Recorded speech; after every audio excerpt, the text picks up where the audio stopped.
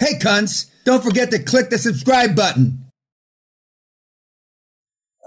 3 or 4 moving vans pulled up to Citi Bank in New York City at their main headquarters, and they unloaded, the boxes they store paper files in, like this, with hundreds of boxes. Okay, 1984, third quarter, blah, blah, blah.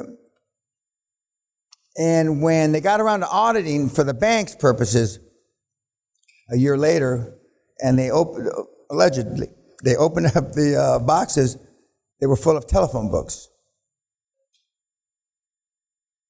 3,000 telephone books. And we get a call, our CFO, John Ernest, gets a call from their controller and said, John, is this a fucking joke? And of course, John didn't know what he was talking about. And he said, what are you talking about? He says, they gave us 1,100 boxes of telephone books. And John chuckled. Well, I don't know how that happened. He says, well, where are the records? I said, I don't know. They must have got lost. But they only want to fill files. Do you realize 99% of all business plans given to private equity don't get read? Don't get read. Other than by people that can't make a decision, like the interns, first-year guys, MBAs that come to work.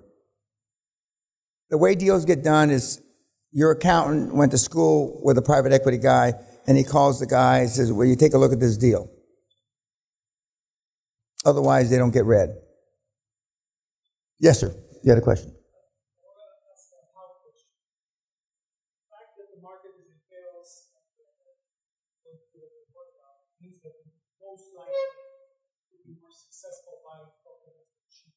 Yeah. Which is very good for us. But it might also mean that the revenue will go down. Then eventually they will go down. So I'm asking this question not because of the covenant of the bank. This of course hurts the debt service cover ratio of the question. More like a business commercial question. What do we do? Now our debt service is lower. Right? So no, the cash flow to cover the debt service is lower. that's what I mean. Yeah. I got you. What do we do there? Okay. Well. There's 75% of all bank loans are being renegotiated as we speak. You just step, and in some industries they're putting. You don't have to make payments. Okay. The 80 or 90% of the debt covenants have been breached for Manhattan real estate right now, okay? Because the tenants aren't paying the landlords and the landlords aren't paying the banks. And a lot of the big companies are using that as an excuse not to pay the banks, even though they got plenty of money to pay. They're just not, because they're transferring the pain through themselves onto the bank. Well, you go in and renegotiate. Or, as they say, restructure, and you're going to start seeing the words come out, recapitalize. It's already started to come out when they describe the restructuring as a recapitalization. Because restructuring has a negative connotation, like the loan was underwater, which it was, but restructuring doesn't have the same negative connotation, because people restructure bank debt all the time, not necessarily because it's in default. So, but you go in and renegotiate. And if you have, let's say, the seller's finance, you stop making the payment and you renegotiate the price. Now, the downside is if they call the loan and you default, they can take the property back or the asset back or the company, whatever you bought. But they don't want it either. They wanted out of the business, and you took, you saved them. But one of the things that you're looking for in the lawyer in-house, accountant in-house, CEO, CFO, is they have been through restructuring. That's one of the adjectives that are used to describe these people. You want these guys and gals to be versatile. Now, normally a CFO of $1 billion or $5 billion company has been both through restructuring and recapitalizing companies. And the banks are, the bankers that have been through 2008-9 understand this better than you. You want people, now there's not hardly anybody left that went through the collapse of the market in 87. I mean, there's not too many of us around anymore. But, you know, 85% of all the money in the world is managed by kids less than 30. 85% of all managed money is managed by kids less than 30 years old. That's frightening. For those of you that are 30 or less, I rest my case. What the fuck do you know? Nothing. Or so close to nothing. And all the old guys that have been, well, not many of us are still around from 87, 2008, 9, and now we're not sitting in positions of actual doing we're not worker bees anymore. In fact, if I was still active in the corporate world, there'd be 2 or 3 or 4 layers between me as chairman and the worker bees. If I was chairman of a big bank, the worker bees that are in the workout department, I mean, are young kids. Okay, that's a young man's game. So, but you will be restructuring, and they all understand that. They all understand. Now, another question, add on to what you said is, when's the right time to restructure? This sounds like a question you'd ask. You know? Yeah, you, Sri Lanka. Sooner than later. You don't want the bank to come to you. You want to go to the bank first. Because one, it sets a better tone because you understand you're in trouble and you're not trying to weasel around or get away from your responsibilities. And so you want to go to them. But as soon as you, are missing payments or payment, you're going to look at it, well, how bad is this? Well, in another 2 months, and there's covenants in every loan agreement. Not just the covenants, the unwritten covenants that I said, if you got to keep $500,000 in the bank and you break that. But there will be written covenants that say you got to keep so much money and the ratios have to be such and such. Now, this is something that you can be aware of at the 60,000 foot level, the Concord level, but your CFO and your accountant on your board will be on the 5,000 foot level. They'll know whether you're going to be in breach or not. And it's better for you to go early. And a simple conversation, Mr. Banker, hi, thanks for seeing me.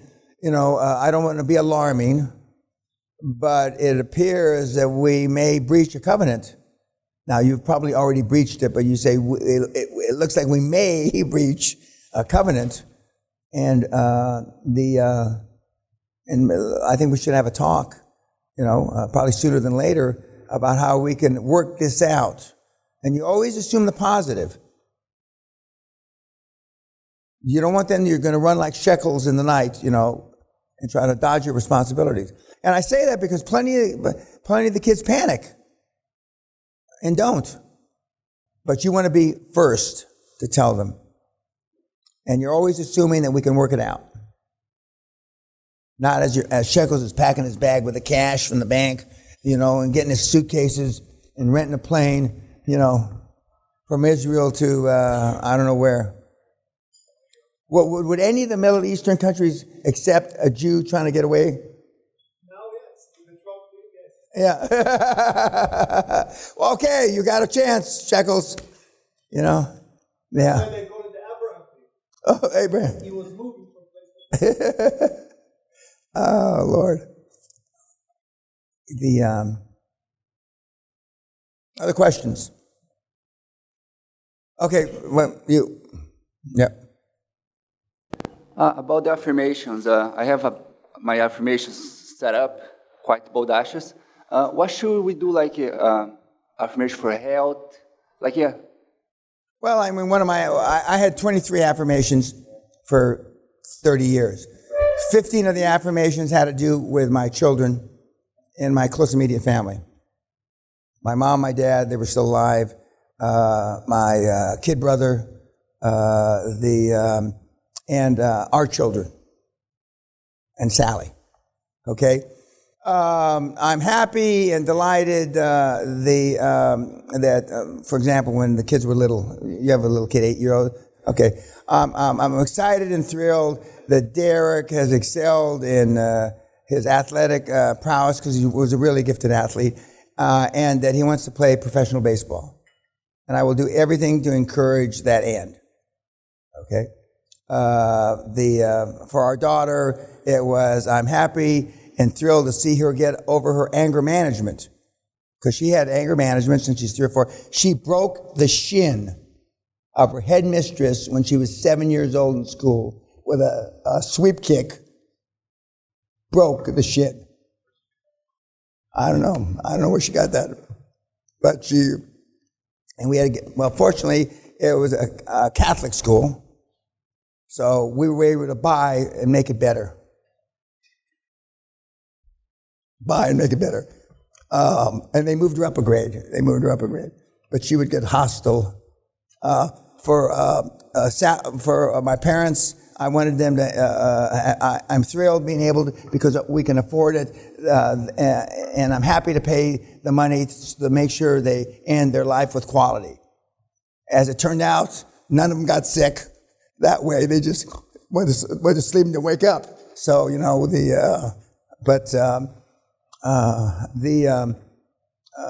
for Great Western's Day, I'm excited. I don't know whether to shit or go blind, being the fastest growing energy company. This is before we were the fastest growing energy company in the United States, in the world. That we're the fastest growing energy company on the planet. And then we were. Now, when I set up Great Western, I set a goal for $2 billion. I felt $1.5 billion short. I set a goal that I wanted to be in the top 5 energy executives pay, total compensation. 3 of 5 years I was.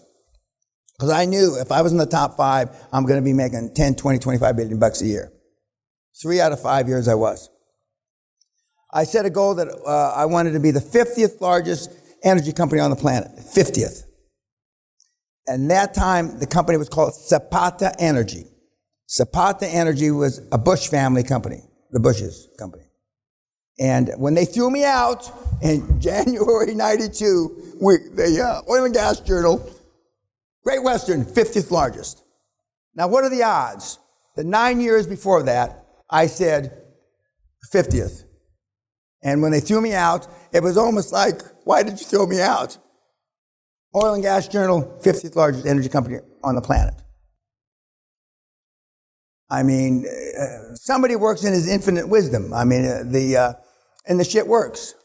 I.e., 15 months later, he's sitting here, not in this thing. And if I didn't have this albatross pavilion that was easily adapted to Corona, we wouldn't be doing this. So I'm a great believer. Kelly's goal, one of her affirmations, is she wanted to go to a top 5 university. And on a lot of standards in the U.S., Northwestern is a top 5 university, academically. They even had a national football championship 15 years ago. I don't know how the fuck that happened, but because athletics isn't pressed at that school. And she got in, and I wanted her to say on full scholarship, but she didn't add that to her affirmation. I would have liked that better. Whereas Derek's goals were, I feel proud that my father doesn't have to pay for my university undergraduate or graduate education. He got full rides. And I didn't have to pay. Whereas Kelly, I did pay. And that's still to this day, all these years later, sibling rivalry. What Dad paid for your goddamn education, you little bitch. You know? So Christmas and Thanksgiving are always a lot of fun when the kids are there. You want these affirmations, and the sooner you can get your kids working on them. Nellie's kids are doing affirmations and goals, and they're setting some pretty bodacious goals. I think the youngest son says he's going to be president of South Africa, which, I mean, anything's possible. After Obama, I don't downplay anybody that's going to be president. I mean, when Obama became president. And so, but you've got to, your subconscious doesn't know you're full of shit. Elway, I had a slide up there earlier. Elway, when he was 6 years old, he saw himself winning the Super Bowl in overtime. And so his goal and affirmation since he's 6 years old. I'm excited about it, but he didn't see his winning the Super Bowl the first time. He won it the third Super Bowl. So, I mean, this shit happens. It's unbelievable. And now I've been at this almost 28 years, and I've seen your goals and affirmations, and I'm on the second generation of the kids now, because the kids are now some of the ages that you are in this room, and the kids are pretty squared away. I mean, they have some pretty good values. They're a little goofy, but I mean, if you're 18, 20, 21, you're a little goofy anyway. Even if you're the best 21-year-old on the planet, you're still a little goofy. Because remember, the frontal lobe of the male brain doesn't mature till he's 26 or 28. The frontal lobe of your brain is not fully grown or mature until you're 26 or 28. The lady brain is mature at 19 to 21. So we do goofy things. And I have a psychiatrist buddy of mine. He says, Dan, I'm not sure your frontal lobe has ever matured. Because your ability to assess risk and all that stuff, and I just don't look at it that way. But see, I've never been afraid of losing all my money because I know I can make it again. I've been almost broke 3 times in my career. 3 times. And 2 times, lawyers and everybody said to file bankruptcy, and I didn't. Because I've rolled my net worth. I have rolled my net worth 5 times, everything. And 3 times it come up craps. And so I'm scrambling around. But I'm not afraid to lose it because I know I can remake it. Now, when I turned 60, I stopped rolling my net worth 15 years ago. And we downsized and turned to cash. But I wish some of the assets, we had some goddamn great assets. We had one of the premier 3.6 acre estates overlooking the Pacific Ocean. On the right hand, we saw Malibu. On the left hand, we saw Newport Beach. In front, Catalina, the whales. I mean, it was a spectacular, I should have never helicopter pad and all this shit. I should have never, and our house in Monte Carlo, we should have never got rid of. I should have. And we shouldn't have got rid of our penthouse. Anyway, there's a bunch of shit that I now in hindsight, not because they went up in value, but because it's just easier, when we go to Monte Carlo now, we stay at, whatever La Paris or whatever the hotel is, as opposed to going to our own house.